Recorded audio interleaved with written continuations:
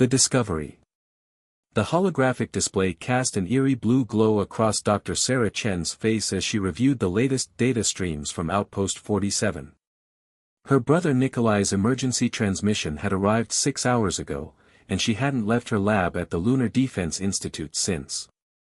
The footage played on endless loop before her eyes, each viewing adding new layers of horror to her understanding of what humanity faced. Dr. Chen. The soft voice of her AI assistant, Aria, interrupted her dark contemplation. Director Williams is requesting your presence in Conference Room Alpha. Priority Level 1.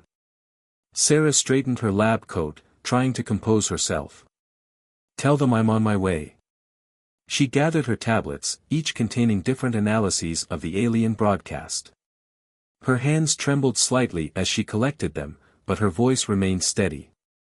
The corridors of the Lunar Defense Institute were unusually crowded for 0300 hours. Scientists, military personnel, and administrators hurried past, their faces drawn with tension. News of the alien broadcasts hadn't reached the general public yet, but everyone within these walls knew. Humanity was no longer alone in the universe, and their first contact was nothing like the peaceful scenarios they had imagined. Conference Room Alpha was packed when Sarah arrived. Director Williams stood at the head of the table, his usually immaculate appearance showing signs of strain. Military officers in crisp uniforms lined one wall, while civilian scientists occupied the other. The division was clear, not just physically, but ideologically. Dr. Chen, Williams nodded to her. Please, share your findings. Sarah connected her tablet to the room's main display. The holographic projection expanded to fill the center of the room, showing multiple data streams simultaneously. The aliens aren't just conducting experiments, she began, her voice growing stronger as she slipped into scientific analysis mode. They're implementing a systematic research protocol. Look at these patterns. She highlighted several sequences in the data. They're testing human responses to various stimuli, physical, psychological, even social. The methodology is rigorous, almost. She hesitated, almost beautiful in its precision. If it weren't being conducted on unwilling human subjects, it would be groundbreaking research. Colonel Victoria Hayes, the youngest person ever to achieve her rank in the Lunar Defense Force, stepped forward. Are you admiring their work, Doctor? Her voice carried a dangerous edge. I'm understanding it, Sarah corrected, meeting the colonel's gaze. And understanding gives us power. They think they're studying us, but they're revealing just as much about themselves. Look here. She pulled up a new dataset. Their notes are meticulous, but they're also revealing their assumptions, their thought processes, their technological capabilities. And what have you learned? Director Williams asked, leaning forward. Sarah took a deep breath. They're methodical, highly advanced, and completely amoral by our standards. But they're also making a crucial mistake. She paused, ensuring she had everyone's attention. They're treating us like lab specimens, not potential equals. Their whole approach suggests they don't consider us capable of meaningful resistance. A bitter laugh came from the back of the room.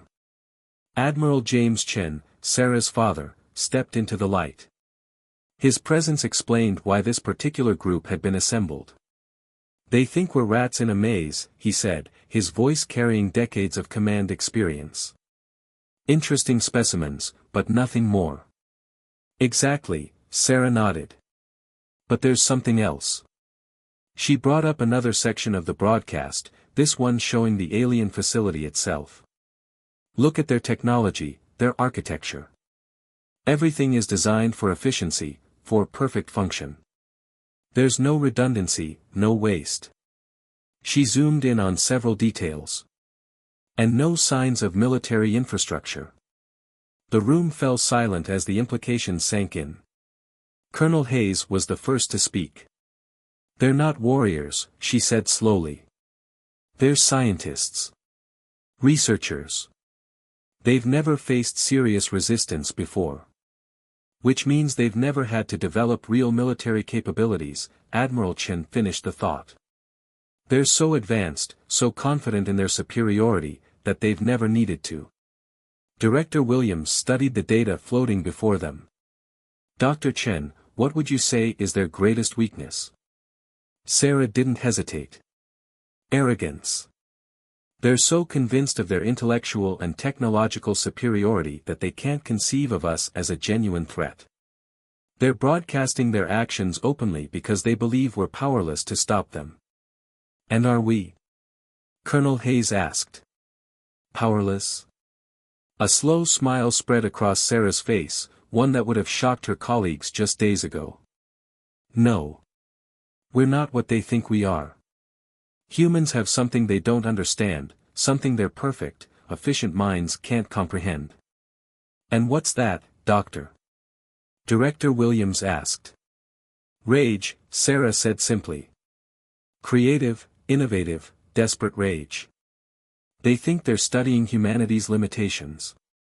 Instead, they're about to discover them. Admiral Chen moved to the center of the room, his presence drawing all eyes. Ladies and gentlemen, I believe it's time we showed our visitors the difference between laboratory specimens and a species that has spent its entire history perfecting the art of warfare. Dr. Chen, I want you to head up a new research division. Your job is to analyze every scrap of data from their broadcasts, find their weaknesses, and help us exploit them. And the ethical constraints on weapons research, someone asked from the back. Suspended, Director Williams answered grimly. As of 1 hour ago, by unanimous vote of the Security Council. We're at war, people.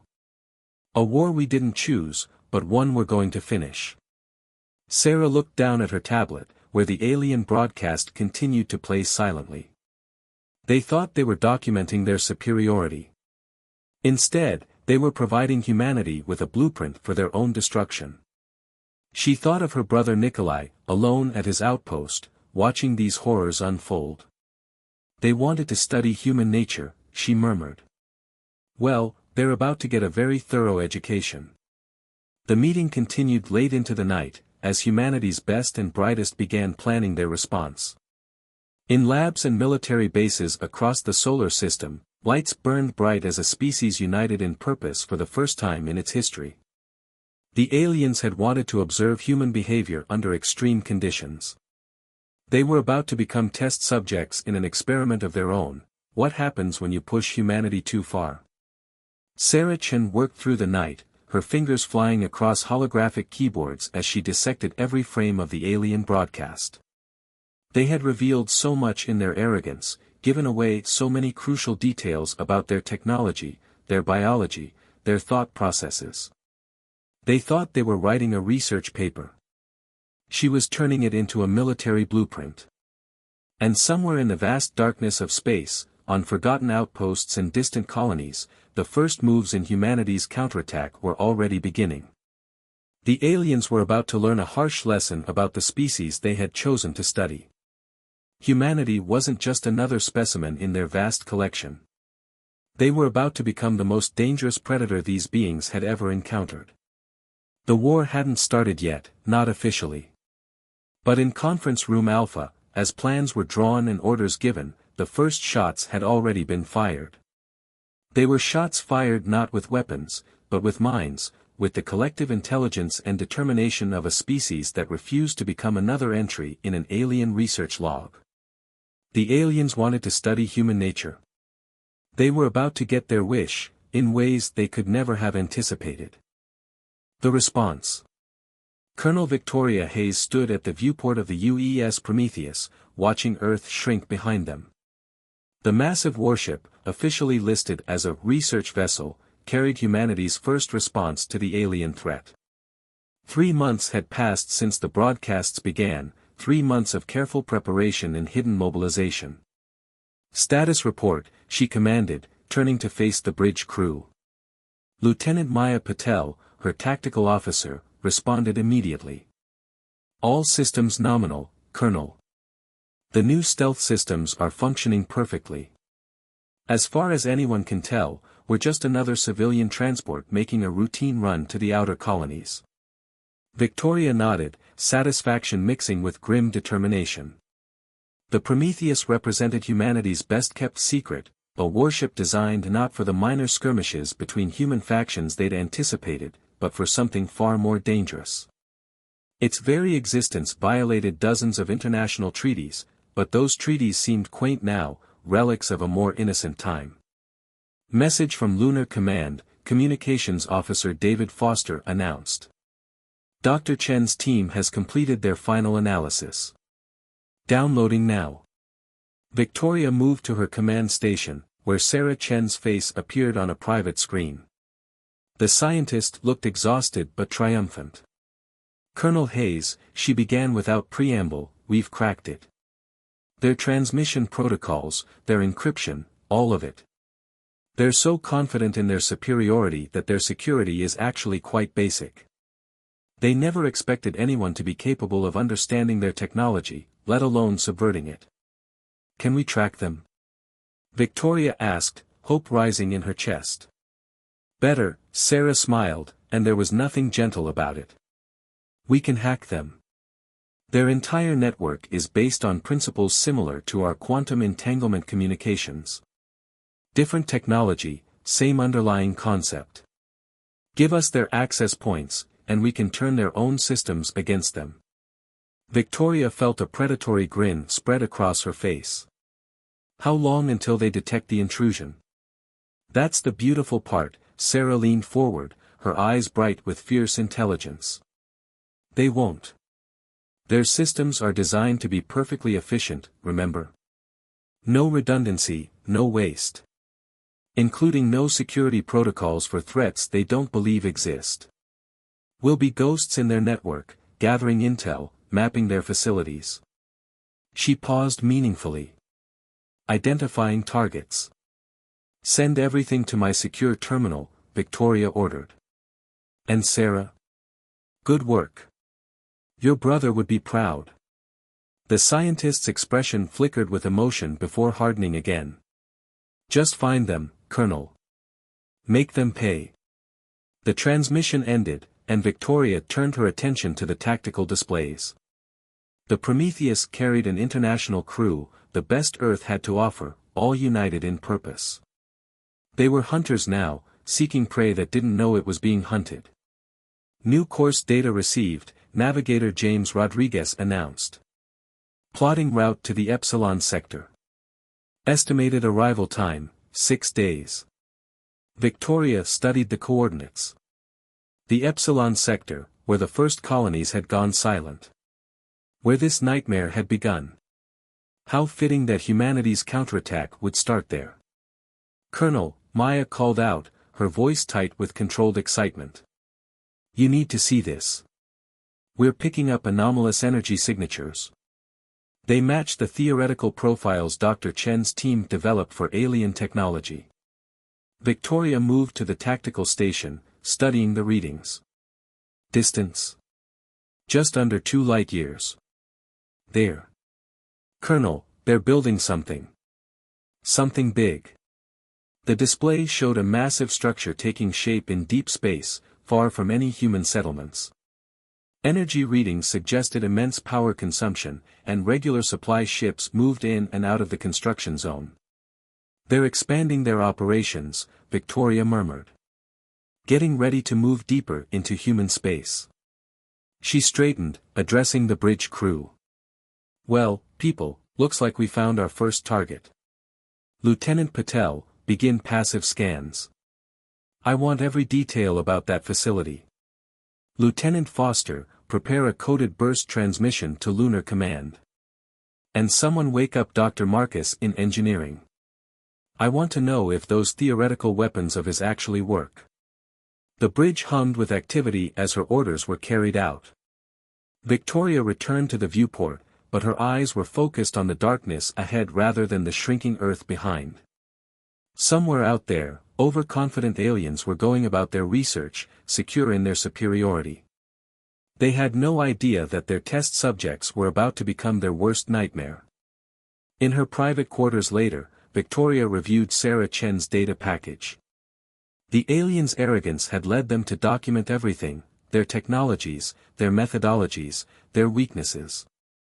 They'd broadcast their atrocities thinking it would demoralize humanity. Instead, they'd given their enemies a manual for their own destruction. A soft chime announced a priority message from Earth. Admiral Chen's face appeared on her screen, looking grimly satisfied.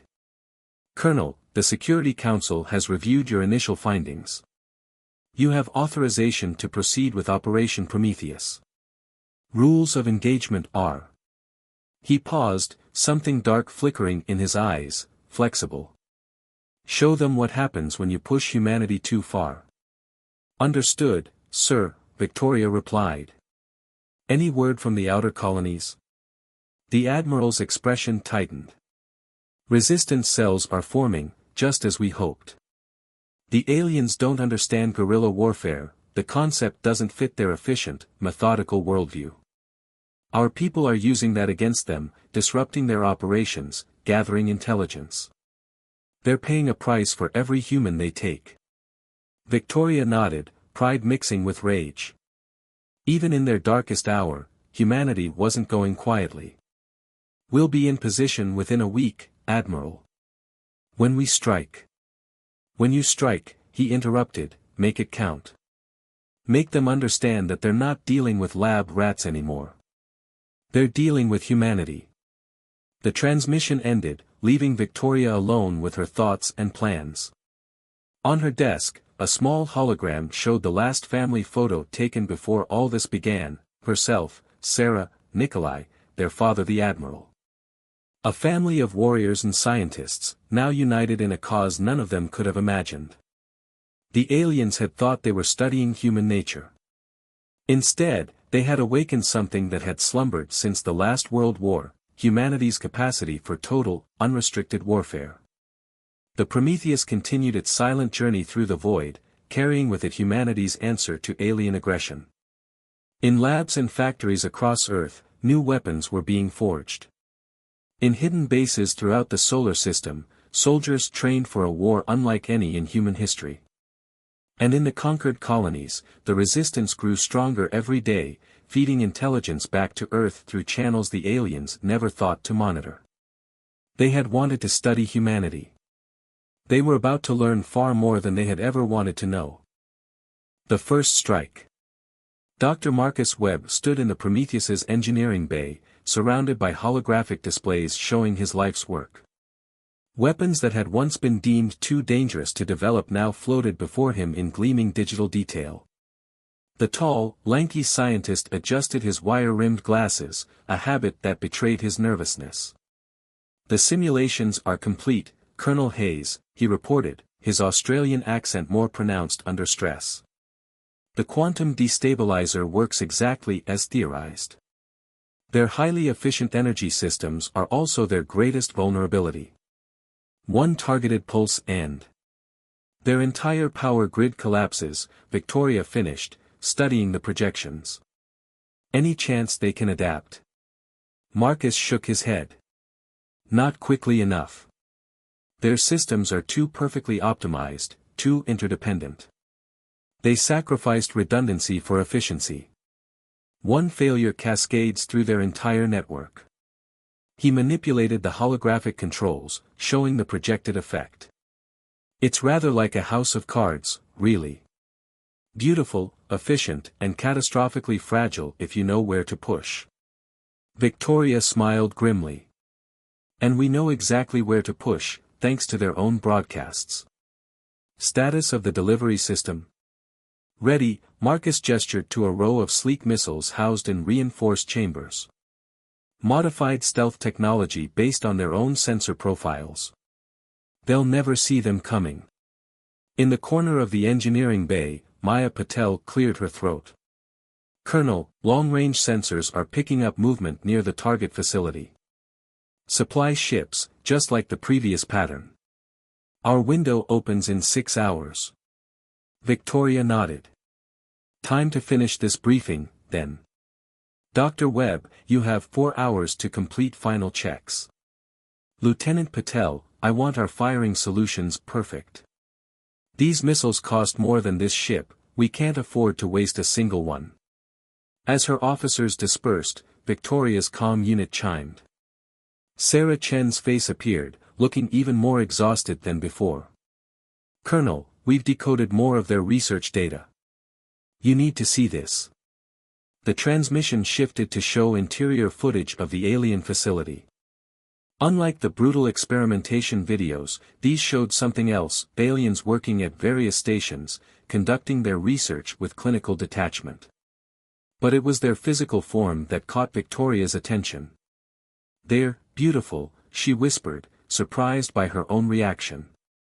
The aliens moved with liquid grace, their iridescent bodies seeming to flow rather than walk. Their multiple limbs worked in perfect coordination as they manipulated complex equipment. Yes, Sarah agreed. And that's part of the problem. Look at their environment. The temperature controls, the atmospheric composition, the gravity settings. They're incredibly sensitive to environmental changes. Their pursuit of perfection has made them vulnerable. Victoria understood immediately. They can only function in precisely controlled conditions. That's why their facilities are so elaborate. Exactly. Disrupt their environmental systems, and we don't just inconvenience them, we incapacitate them. Sarah's expression hardened. They built perfect habitats for themselves, never imagining anyone could threaten them. Their containment protocols are all designed to keep their test subjects in, not enemies out. Send everything you have to Dr. Webb, Victoria ordered. This changes our targeting priorities. The next few hours passed in a blur of preparation. The Prometheus moved silently through space, its advanced stealth systems making it invisible to alien sensors. Victoria walked the ship, checking on her crew, sensing the mixture of tension and determination that filled every compartment. In the ship's small medical bay, Dr. Elena Rodriguez was preparing for casualties. The Spanish doctor had been treating survivors of alien experiments for months in secret facilities on Earth. She knew better than anyone what they were fighting against. "Colonel," Elena called out as Victoria passed. "A moment." She led Victoria to a secure terminal, bringing up medical data. "I've been studying the biological samples we recovered from their research stations. There's something you should know before we engage." Victoria studied the complex diagrams. "What am I looking at?" "Their cellular structure," Elena explained. "It's like nothing we've ever seen. Their bodies are essentially living machines, engineered for perfect efficiency. But that engineering came at a cost." She highlighted several areas. "They have no natural immune system, no ability to adapt to changing conditions. They've modified themselves so extensively that they've lost the very thing that makes life resilient, the capacity to evolve." The implications sank in. They're not just vulnerable to environmental changes, Victoria realized. They're vulnerable to everything. Any disruption to their perfectly controlled systems could be catastrophic for them, Elena finished. They've engineered themselves into an evolutionary dead end. Perfect, but fragile. Victoria's comm unit buzzed. "Colonel, to the bridge," Maya's voice carried urgency. "We're approaching our launch window." The bridge was silent as Victoria took her command chair. On the main display, the alien facility loomed large, a massive structure of crystalline beauty, its curves and angles reflecting the distant starlight. "Final checks complete," Dr. Webb reported from engineering. "Quantum destabilizers are armed and ready." "Targeting solutions locked," Maya added. "All missiles show green." Victoria took a deep breath, thinking of her brother Nikolai, of the countless humans being held in alien facilities across space. The beings who had taken them were beautiful, advanced, perfectly evolved. And that perfection would be their downfall. "Launch," she commanded. The missiles deployed silently, their stealth systems making them nearly invisible against the backdrop of space. On the tactical display, Victoria watched their progress, counting down the seconds until impact. The first explosion was barely visible, just a subtle ripple through the alien facility's energy field. Then another, and another. The cascade effect Dr. Webb had predicted began to spread, power systems failing in a chain reaction that raced through the massive structure. Direct hits on all primary targets, Maya reported, her voice tight with controlled excitement. Their power grid is collapsing. Environmental systems are failing. Internal temperature is rising rapidly. Victoria watched as the beautiful alien structure began to tear itself apart, its perfectly efficient systems turning against it. Emergency pods launched from various points, carrying fleeing aliens into space. "Launch second wave," Victoria ordered. The next set of missiles targeted these escape routes, not to destroy them, but to herd them. "Contact the UES Hyperion. Tell Captain Singh his prisoners are on the way." The bridge crew worked with practiced efficiency, coordinating with their sister ship to capture the fleeing aliens. These wouldn't be research subjects, they would be sources of intelligence, providing vital information for the wars to come. As the operation concluded, Victoria opened a channel to Lunar Command. "Phase 1 complete," she reported to Admiral Chen. "The facility is neutralized. Minimal casualties on both sides, they never even had a chance to mount a defense. They didn't think they needed one." The Admiral's expression was grim but satisfied. "Well done, Colonel. This will send them a message they can't ignore." "How long until they realize what happened?" "They already know," Sarah Chen's voice cut in as she joined the transmission. "Their network is lighting up with activity. They're confused. They don't understand how we could have done this. Their messages." She paused, reading, "They're calling it impossible. Inconceivable." Victoria smiled, but there was no humor in it. "They're about to learn a lot about the impossible. This was just one facility. How many more do we have targeted?" 15, the Admiral replied. "All will be hit within the next 24 hours. This isn't just a strike, Colonel. This is the beginning of a campaign to show them exactly what they've awakened." Victoria turned back to the viewport, watching the once beautiful alien facility drift powerless in space. They had created their own worst nightmare, an enemy they couldn't study or understand, because it didn't operate by their rules of perfect efficiency. The war had begun in earnest, and humanity's first strike had proven one vital thing: the aliens' greatest strength, their pursuit of perfection, was also their greatest weakness. They had evolved beyond the need for adaptation, beyond the ability to comprehend creatures who thrived on chaos and change. They had wanted to study humanity. Instead, they were about to become a case study in extinction. The turning point. Professor Amara Patel stood before the United Earth Defense Council, her holographic presentation filling the vast chamber with images of alien technology. As head of the Xenobiology Research Division, she had spent months studying the captured specimens from the Prometheus raid. "Their entire civilization is built on the principle of perfect efficiency," she explained, her voice carrying across the hushed room. "But that pursuit of perfection has left them fundamentally unable to handle chaos. They've engineered themselves into a corner." Admiral Harrison leaned forward, his weathered face illuminated by the holographic display. "Explain it in practical terms, Professor. How do we use this against them?" Amara gestured, bringing up detailed cellular scans. "Their bodies are essentially living machines, optimized for their controlled environments. Introduce even minor variables, temperature fluctuations, atmospheric changes, even slight gravitational variations, and their systems begin to fail. That's why the Prometheus strike was so effective," Colonel Hayes added from her position near the chamber's entrance. Back on Earth for the emergency session, she looked strange in formal dress uniform rather than ship's gear. "We didn't just disable their facility. We turned their environment against them." "Exactly," Amara nodded. "But there's more." She shifted the display to show communication patterns. "Their entire society operates on the same principles. Perfect efficiency, no redundancy, no ability to handle unexpected variables. And now they're facing something they never evolved to comprehend: human unpredictability. The chamber erupted in discussion as military commanders and civilian leaders debated the implications. Admiral Harrison raised a hand for silence.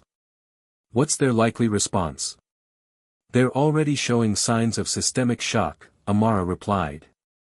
Their communication networks are flooding with contradictory commands. They can't agree on how to handle us because we don't fit any of their established parameters. Some factions want to exterminate us completely, others want to expand their research. They're actually fighting among themselves. Lieutenant Commander Jackson stepped forward, his dark skin reflecting the blue glow of the holograms. The resistance networks in the outer colonies are reporting the same thing. The aliens are becoming erratic, making mistakes. Their perfect coordination is breaking down. Because we're not behaving like proper test subjects, Victoria said with grim satisfaction. We're not following their protocols. Every time we strike successfully, we further destabilize their worldview. Amara brought up new data, showing alien fleet movements. They're consolidating their forces, abandoning smaller outposts to fortify their main research centers. It's a predictable response, falling back on established patterns when faced with uncertainty. But it's also giving us opportunities. Opportunities we're ready to exploit, a new voice announced. Director Catherine Walsh of Special Operations stepped into the light. Her presence wasn't officially recorded in any meeting logs, her entire division didn't technically exist. Operation Chaos is ready for implementation. The room grew very quiet. Everyone had heard rumors about Operation Chaos, but few knew the details. Those who did rarely slept well afterward. Explain, Admiral Harrison ordered. Catherine's smile was cold as winter. The aliens built their research facilities to contain test subjects. We're going to help those subjects escape, all of them, simultaneously, across every facility we can reach. Not just humans, but every species they've collected. The resulting chaos would overwhelm their control systems, Amara realized, quickly calculating the implications. Their perfect efficiency would become a liability. They'd have no way to handle multiple simultaneous crises. Precisely, Catherine nodded. And while they're dealing with that, we launch our main offensive. Not just against their military targets, but against the very foundations of their society. Their communication networks, their supply lines, their perfectly optimized infrastructure, everything. Admiral Harrison studied the tactical projections. Casualties?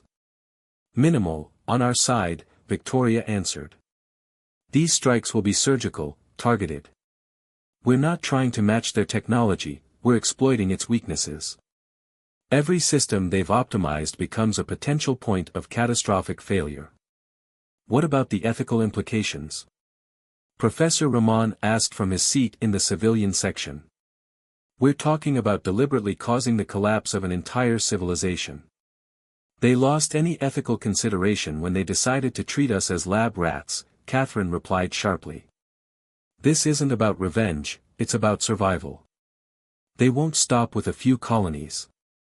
Their own research notes show plans to expand their experiments across our entire species. The debate raged for hours, but in the end, the decision was unanimous. Operation Chaos was given the green light, along with full authorization for the military campaign that would follow. As the chamber emptied, Amara found herself standing with Victoria near the tactical displays. Did you ever imagine, she asked quietly, that their greatest weakness would be their own perfection? Victoria shook her head. They engineered themselves to be perfect, and in doing so, they lost the one thing that makes humanity strong, our ability to adapt, to embrace chaos, to turn our messiness into an advantage. The next few weeks will reshape the galaxy, Amara observed. Nothing will ever be the same. Good, Victoria said firmly. Maybe the next advanced species that finds us will think twice before assuming we're just simple test subjects. Across the solar system, humanity's forces moved into position. The UES Prometheus and her sister ships prepared for coordinated strikes. Resistance cells in the outer colonies received their final instructions. Special operations teams infiltrated alien facilities, preparing to release chaos into their perfectly ordered worlds.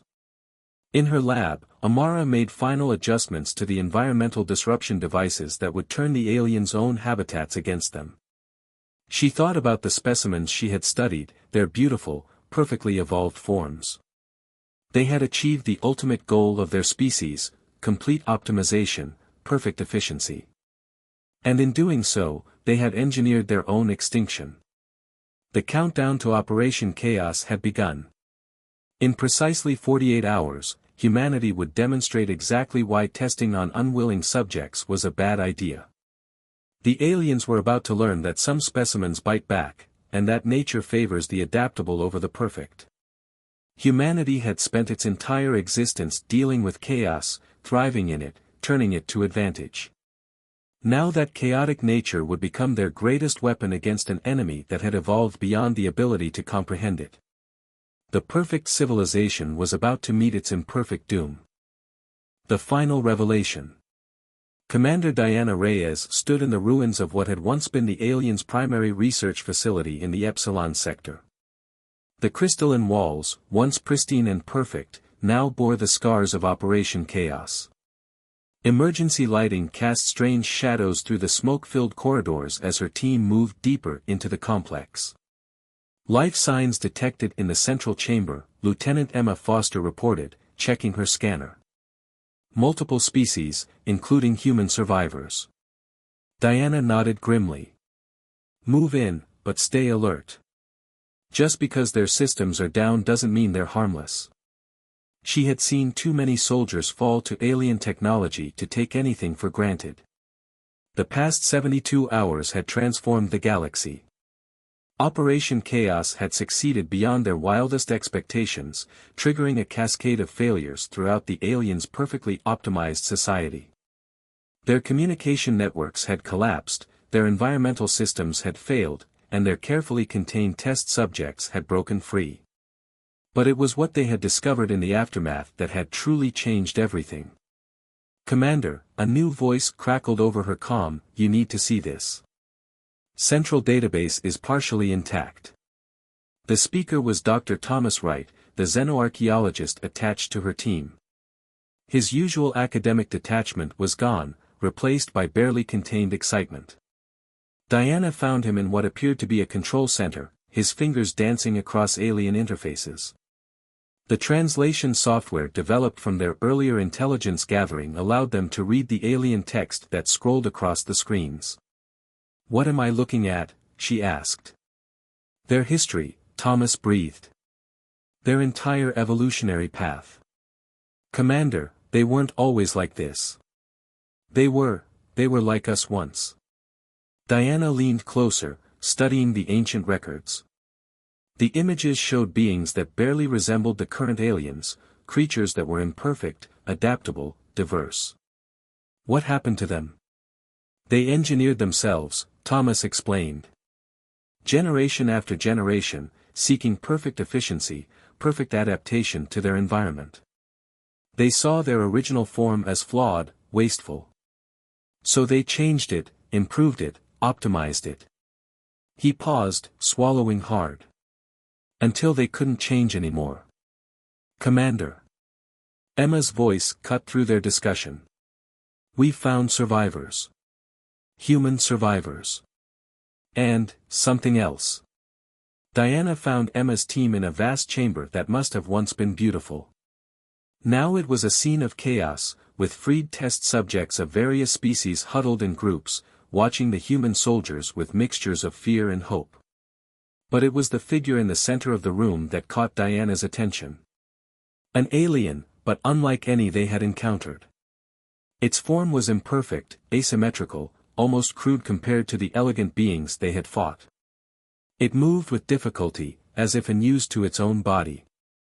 I am third speaker of the remnant, it announced in halting English. We have waited long for this moment. Diana raised her weapon slightly. Explain. We are what they left behind, the third speaker said. The imperfect ones. The ones who refused optimization. They kept us as research specimens, studying us to understand what they had lost. It gestured to its awkward form. We remember what they forgot, that imperfection is strength, that adaptation requires variation. The implication staggered Diana. You're saying there's a resistance among your own people. We are not their people, the third speaker corrected. Not anymore. They became something else, something that can no longer change. We remained as we were, hidden in their specimens collection, waiting for others who might understand. Thomas was recording everything, his academic excitement barely contained. Your people split into two evolutionary paths, he realized. One seeking perfection, the other maintaining adaptability. And now they face extinction, the third speaker said, because they cannot adapt to you. To humanity. You are chaos to their order, variance to their consistency. You are what they fear most, proof that their path was wrong. Diana's comm unit crackled. Commander, this is Control. Operation Chaos final statistics incoming. 87% of alien facilities neutralized. Their central governance structure has collapsed. Surviving elements are retreating to their core systems. They're running, Emma observed with satisfaction. No, the third speaker corrected. They are dying. Their perfect society cannot survive disruption on this scale. Even if they escape, their systems are failing. They require perfect coordination, perfect efficiency. You have shown them that the universe does not bow to perfection.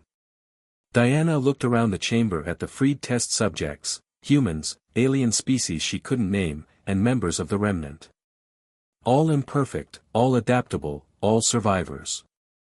What happens now? She asked the third speaker. Now we rebuild, it replied. Not with perfect efficiency, but with the strength of diversity. The optimized ones sought to eliminate chaos from the universe. They forgot that chaos is what drives evolution, what creates strength. Over the next few hours, as rescue ships arrived and survivors were evacuated, Diana found herself in deep discussion with the third speaker. The remnant offered humanity something unexpected, not just alliance, but understanding.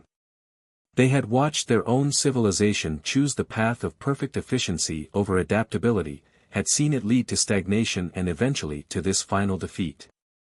In her report to Earth Command, Diana included a recommendation that would prove controversial but ultimately prophetic: the real victory here isn't military. It's evolutionary. We've proven that humanity's greatest strengths are the very things the aliens tried to engineer away: our chaos, our adaptability, our beautiful imperfection. 1 month later, as the dust settled and the galaxy began to reshape itself, humanity found itself in an unexpected position. The collapsed alien civilization had left behind vast technologies, perfect and powerful but ultimately fragile. Some argued for adopting these technologies, for following the path of optimization. But the lessons were too fresh, the evidence too clear. Instead, humanity chose a different path, working with the remnant and other surviving species to build something new, a civilization that embraced diversity, that understood the strength in imperfection. The aliens had wanted to study humanity, to understand their test subjects. In the end, they became the ultimate case study in the dangers of seeking perfection at the cost of adaptability. Their perfect society had shattered against the chaos of human nature, proving once and for all that in the grand experiment of evolution, adaptability trumps optimization every time. As for the freed test subjects, they carried their stories back to their home worlds. The tale spread across the galaxy, a warning about the price of perfection, and a reminder that sometimes the most powerful force in the universe is the ability to change, to adapt, to remain gloriously, powerfully imperfect. The last transmission from the retreating alien ships was brief, almost incomprehensible to their perfectly ordered minds: they are chaos. They are variance. They are what we once were. And we cannot survive them. Humanity had passed its first major test as a spacefaring species, not through superior technology or perfect efficiency, but through the very traits that made them human, their adaptability, their unpredictability, their embrace of chaos as a force for change. The age of perfect efficiency was over. The age of beautiful imperfection had begun.